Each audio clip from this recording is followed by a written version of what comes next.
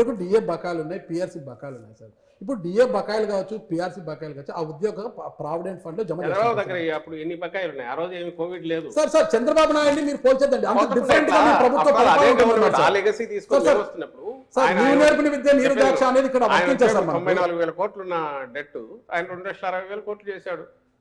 ఎందుకు తెచ్చి మా మీద పడేసి పెండింగ్ ఆల్మోస్ట్ 60,000-70,000 కోట్లు పెండింగ్ బిల్లులు ఆయన మీద నమ్మకం లేదనే కదా సార్ ప్రజలు మీకు పట్టం కొట్టి 150 స్థానాలు మీకు ఇచ్చారు. రూపాయి నా చేతిలో ఉన్న రూపాయి కదా, రూపాయి 100 రూపాయలు నా చేతికి వస్తే ఆ రూపాయిని ఎట్లా పెడుతున్నాము?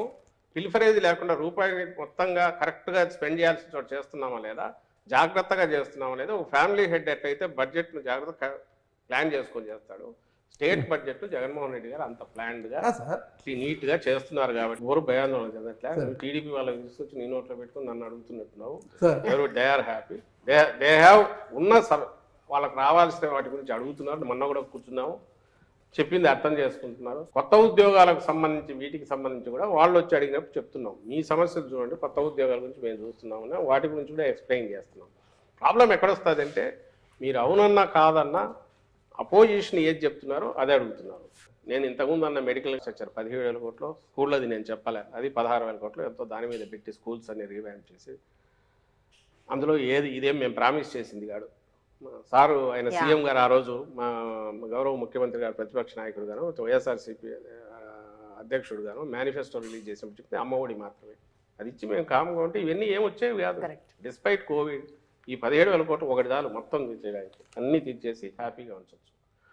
మా ప్రియారిటీస్లో జగన్మోహన్ రెడ్డి గారి ప్రియారిటీస్ వచ్చిన అవకాశం 5 ఏళ్ళు ఇచ్చిన అవకాశంలో మ్యాక్సిమం ఒక డ్రైవర్ అంటే పుష్ను ఇవ్వాలి, బేస్ వేయాలనుకున్నారు, అది వేశారు. దాన్ని మీరు అంటున్న ఉద్యోగులు కూడా అప్రిషియేట్ చేస్తున్నారు. అందుకే వాళ్ళు ఏమంటారు సార్ అది బ్రహ్మాండంగా చేస్తున్నారు, దాంతోపాటు ఇది కూడా ఇస్తే బాగుండేది అంటున్నారు తప్ప మీరంతా బాగా జల్సాగా ఉన్నారు సార్, పవర్ ఎంజాయ్ చేస్తున్నారు, మమ్మల్ని ఎందుకు పట్టించుకోవట్లని ఎవరన్నట్లా. వాళ్ళకు బాధ ఉంది, వాళ్ళ వేదన చెప్తున్నారు. కోపం ఎందుకు లేదు అంటే జగన్మోహన్ రెడ్డి గారు ఆయన ఖాళీగా కూర్చోలే, మీరు అన్నట్టు అందరినీ వదిలేసి విలాసాలకు ఎక్కడో తిరగట్లా, ఏదో ప్రైవేట్ లైఫ్లో ఎక్కడా లేరు. ఆయన పూర్తి పబ్లిక్ మీద ఫోకస్ పెట్టారు. అండ్ పూరెస్ట్ అమాంగ్ పూర్ను ఎట్లా వాళ్ళని పైకి తీసుకురావాలని ట్రై చేస్తున్నారు. వాళ్ళు పైకి వస్తున్నారు, కళ్ళ ముందు కనపడుతుంది.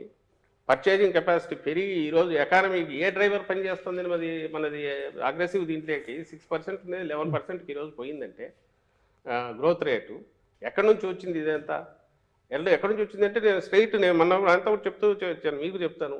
Each ward secretary, village secretary, ఒక సెక్రటేరియట్ అంటే 2,000 మంది పాపులేషన్, 2,000-2,500 చోట మినిమం అంటే 22 నుంచి 27 కోట్లు గత 4 ఏళ్లలో అక్కడికి వెళ్ళింది.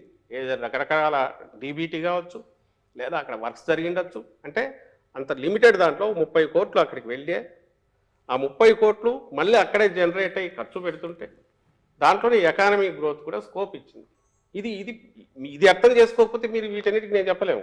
ఐఏఎస్ల డబ్బులు కూడా కాజేసింది ఈ ప్రభుత్వం అనేది ఒక ప్రధానమైన వార్త సార్. నిజంగా ఆరోపణ.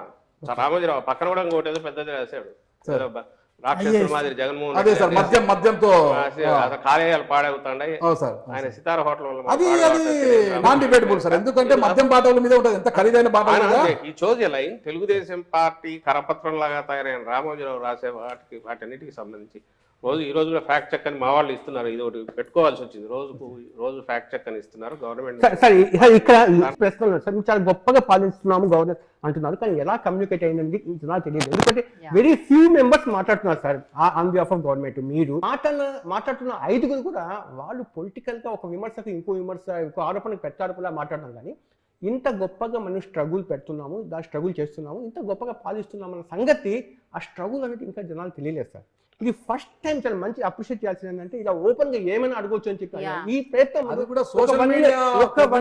ఒక 1 year బ్యాక్ వచ్చి ఉంటే ఇంకా బాగుంటుంది యాక్చువల్గా. ఎందుకంటే ప్రభుత్వం ఇంత స్ట్రగుల్ పడుతుంది. ఇందాక మీరు ఒక మాట అన్నారు సార్, ఏంటంటే మనకు ఉండే లిమిటెడ్ సోర్స్లో దానికి నీడీ పీపుల్స్కి మనం ఖర్చు పెట్టుకుంటూ పోతున్నాం అని అంతా, ఇంకా మిగతా చోట సెకండ్ ఫేజ్లో వాళ్ళు ఖర్చు పెడతాం అని చెప్పారు. చాలా గొప్ప మాట యాక్చువల్గా. కానీ అది మీరు చెప్పకపోవడం వల్ల ఇప్పటి వరకు ఏమనుకుందంటే ఇది కేవలము బటన్ నొక్కడానికి పరిమితం చేస్తాం, వచ్చిన బడ్జెట్ అంతా ఇది సర్ప్లస్ బడ్జెట్ ఉంది ఇక్కడ అని కూడా ఒక రకంగా అంటుంది. ప్లీజ్, ఇది చాలా ఇంపార్టెంట్ ప్రశ్న. ఇది ఫస్ట్ వచ్చి మిగిలిన నాయకుల గురించి కూడా వాళ్ళు ఎందుకు ఇది చెప్పలేదన్నారు, అది తప్పు. ఎందుకు చేయట్లేదు నేను ఇంతకుముందు అన్న ఆన్సర్ అది బ్రీఫ్గా చెప్తాను. చంద్రబాబు నాయుడు గారు ఆయన స్ట్రాటజిక్ కానీ మేము చేస్తున్న డెవలప్మెంట్ మీద మేము చెప్పాలనుకున్న విషయాలు చెప్పకుండా ఒక డస్ట్ దుమ్మెత్తిపోసి వాటికి మేము ఆన్సర్ ఇచ్చుకోవాల్సిన పరిస్థితి క్రియేట్ చేస్తున్నారు. మీ క్వశ్చన్లో కూడా ఆ క్వశ్చన్లే ఆయన రైజ్ చేసే ఆరోపణలే ఎక్కువ వస్తుంటాయి.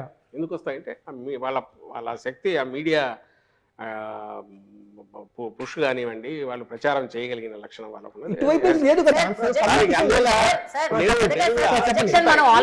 ఇప్పుడు ఎడ్యుకేషన్ లో ఏం జరిగింది, హెల్త్ లో ఏం జరిగింది, అవి కూడా మేము అడిగాం కదా sir. Projection what is projected? ఇంట్లో బలవంతంగా మధ్యలో ఎక్కడో నేను చెప్పాల్సి వస్తుంది, ఇంత టైం ఇచ్చారు కాబట్టి. ఇదే 5 minutes లో అయితే ఏం కుదరదు, దానికే సరిపోతుంది, నేను చెప్పడానికే సరిపోతుంది. సో అదొక కారణం. సెకండ్ వచ్చి పోలవరం ఎప్పటికప్పుడు చెప్తున్నారు, మినిస్టర్ గారు చెప్తున్నారు, అంతకుముందు అనిల్ ఉన్నప్పుడు, ఇప్పుడు రాంబాబు ఉన్నప్పుడు ఎక్స్ప్లెయిన్ చేస్తున్నారు, అఫీషియల్స్ చెప్తున్నారు. కానీ మీకు తెలుసు చంద్రబాబు నాయుడు గారు 14లో వస్తే దాదాపు 17 వరకు ఆ ప్యాకేజీ కింద పోలవరం మీరు చేసుకోవచ్చు అన్నంత వరకు ఆయన దాన్ని మొట్ల ఒకటి. అప్పటి వరకు జరుగుతున్న వాటన్నిటిలోనూ అంతకుముందు కానీ ట్రాన్స్ఫర్ అయిన కంపెనీ ఈ మధ్య వాళ్లే చెప్పారు ఎట్లా అడ్డంగా దాన్ని అడ్డం పెట్టుకుని మింగేశాడు ఆయన అనేది. వీటన్నిటిలో ఫండ్స్ అన్ని డైవర్ట్ చేసుకుని ఎట్లా తీసుకుపోయాడు అనేది వాళ్ళే చెప్పారు. మేము ముందు నుంచి చెప్తున్నాం, అది పక్కకు వెళ్దాం. ఆయన చేసిన అమిత్ షా అన్నారు ఏటీఎం లాగా వాడుకున్నారు పోలవరాన్ని కూడా అని చెప్పి బీజేపీ వాళ్ళు అన్నారు. బీజేపీ 151 స్థానాలు ఇచ్చారు, చాలా బాధ్యత పెరిగింది మాకు అనేసి ఇప్పటివరకు అంటున్నారు సార్. అంటే అప్పుడు 150 స్థానాలు ఇవ్వడానికి కారణము చంద్రబాబు నాయుడు గారిని 5 ఏళ్ళు చూశారు కాబట్టి ఆయన మీద ఒక అసంపూర్తి కావచ్చు, వ్యతిరేకత కావచ్చు పూర్తి స్థాయిలో వచ్చింది. అప్పటి వరకు జగన్మోహన్ రెడ్డి గారు ప్రజల మధ్యలో ఉన్నారు. అంతకుముందు ఓదార్పు కావచ్చు, తర్వాత పాదయాత్రతో ప్రజల మనసులు దోచుకొని ప్రజల మధ్యలోనే ఉన్నారు కాబట్టి ఆ ప్రేమతో 151 స్థానాలు ఇచ్చారు ప్రజలు మీకు. ఆ 151 స్థానాలు ఇప్పుడు నిలబెట్టుకోవడానికి 170 పక్కన పెడదాం, ఉన్న 150 స్థానం నిలబెట్టుకోవడానికి ప్రధానంగా మీకు అనుకూలించే అంశాలు అన్ని రంగాల నుంచి ఏమున్నాయంటారు సార్? ఆ రోజు ప్రజల మధ్య ఉన్నారు, ఇప్పుడు ప్రజల హృదయాల్లో ఉన్నారు నేరుగా. ఎలా ఉన్నారు మొత్తంగా మీరనే వాటి వల్లే మొత్తం హోలిస్టిక్ అప్రోచ్ వల్ల ప్రతి పేద కుటుంబాన్ని వాళ్ళ జీవితాన్ని టచ్ చేశారు. దేని రకంగా అంటే మౌలికంగా వాళ్ళకు కావాల్సిన అవసరాలన్నీ కూడా ఏదైతే అత్యంత కాస్ట్లీనో విద్య, వైద్యం, తర్వాత మనకు అగ్రికల్చర్ అనేది కోర్ 60-70% దాకా దాని మీద డిపెండ్ అయ్యింది. ఈ మూడింటిని ప్రియారిటీ మీద అడ్రస్ చేశారు. ఇంతకుముందు మీ క్వశ్చన్లోనే వచ్చినట్టు హెల్త్ అనేది ఈరోజు ఒకప్పుడు ఫ్యామిలీ డాక్టర్ అంటే ఉన్న వాళ్ళకి ఇంటికి వచ్చి చూడడం అనేది ఒక లగ్జరీ. డిస్పైట్ దట్ మళ్ళీ కావాలంటే నేను అపోలోకు అక్కడికి వెళ్ళాలి. ఈరోజు అపోలో లాంటి ఇక్కడ టెర్షరీ కేర్ ఉన్న జనరల్ హాస్పిటల్ను స్పెషలిస్ట్, సూపర్ స్పెషలిస్ట్ను, కింద ఉన్న పిహెచ్సి డాక్టర్ను కూడా లింక్ చేసే సిస్టమ్ డెవలప్ అయింది. ఇప్పుడు ప్రిలిమినరీ స్టేజ్లో ఉంది, ఇంకా అడ్వాన్స్డ్ దీంట్లోకి పోతుంది. అంటే ఒక డాక్టర్గా మీరు ప్రతి ఇంట్లో కదలలేని వాళ్ళున్నా పోయి చూస్తే అక్కడ ఎంటర్ చేసి ఇదైనాక super specialist is able to see super speciality. ఆ డాక్టర్ ఆయన చెప్పిన అడ్వైజులను ఫాలో అవుతున్నారో లేదో కింద మళ్ళీ చూడడానికి, వీళ్ళు ఫాలో అప్ చేయడానికి వీళ్ళ దగ్గరికి ప్రిస్క్రిప్షన్ వస్తుంది. ఆ కనెక్టివిటీ అనేది 100% చేసే ప్రయత్నం జరుగుతుంది. దీంతోపాటు ఆరోగ్య సురక్షని ఇయర్లీ ట్వైస్ క్యాంపులు కండక్ట్ చేసి వీళ్ళను తీసుకొచ్చి కాంప్రహెన్సివ్ హెల్త్ కేర్ అనేది. దాంతోపాటు ఆరోగ్యశ్రీ దాదాపు 2400, 2500, 3000 వరకు ప్రొసీజర్స్, డిఫరెంట్ ప్రొసీజర్స్, వాటిని అంతకుముందు 1000 ఉండేవి, వాటిని పెంచడం ద్వారా అలాగే అమౌంట్ దానికి సంబంధించినంత వరకు విపరీతంగా పెరిగింది. ఇప్పుడు కాస్ట్ కూడా పెరిగిపోయింది. స్పెషలిస్ట్ల వీళ్ళకు పే చేసే అవి పెరిగాయి. వీటిని ధీటుగా తట్టుకోవడానికి కాస్ట్ టోటల్ బర్డన్ గవర్నమెంట్ మీద తగ్గించడానికి నెక్స్ట్ మీరు 10 years అయ్యేసరికి కొత్త మెడికల్ కాలేజెస్ వచ్చి స్పెషలిస్టులు ఇక్కడే తయారై గవర్నమెంట్ ఆటోమేటికల్ మెడికల్ కాలేజ్ అంటే ఇట్స్ వన్ జనరల్ హాస్పిటల్ అంటే ప్రతి జిల్లాకు ఒక ఇది వచ్చేసింది మనకు. ఇప్పుడు పార్లమెంట్ జిల్లా అయినందువల్ల ఓ పార్లమెంట్ పరిధిలో ఒక జనరల్ హాస్పిటల్ వస్తుంది. General hospital is nothing but it's equal to అపోలోను ఇంకో దానికి సూపర్ స్పెషాలిటీస్. అంటే పిహెచ్సి నుంచి విలేజ్ క్లినిక్ దగ్గర నుంచి ఇక్కడి వరకు కనెక్షన్ ఇచ్చింది. First it's not just free medicine, comprehensive state of the art ఈరోజు ఎక్కడ అందుబాటులో ఉన్నా అవి తెచ్చే ప్రయత్నం చేసి సక్సెస్ఫుల్గా ఇంప్లిమెంట్ అవుతుంది. రెండవది విద్య.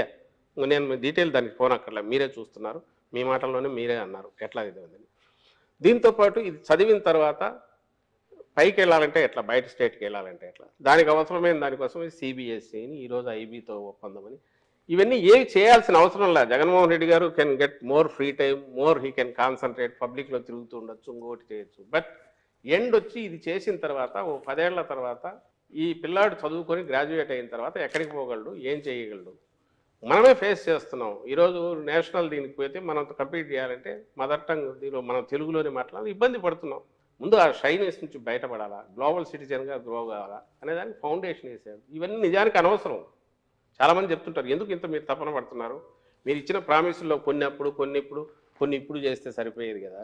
కాదు, ఆ ఫౌండేషన్ వేస్తేనే ఏం చేస్తున్నాం అనేది తెలుస్తుంది. ఎందుకంటే మనకి ఇచ్చింది 5 years మరి ఇది తీర్పు ఇచ్చింది, అంతవరకే మనం ఇది చేయాలని చెప్పి చేశారు. వీటన్నిటి ఫాలో అప్ అనేది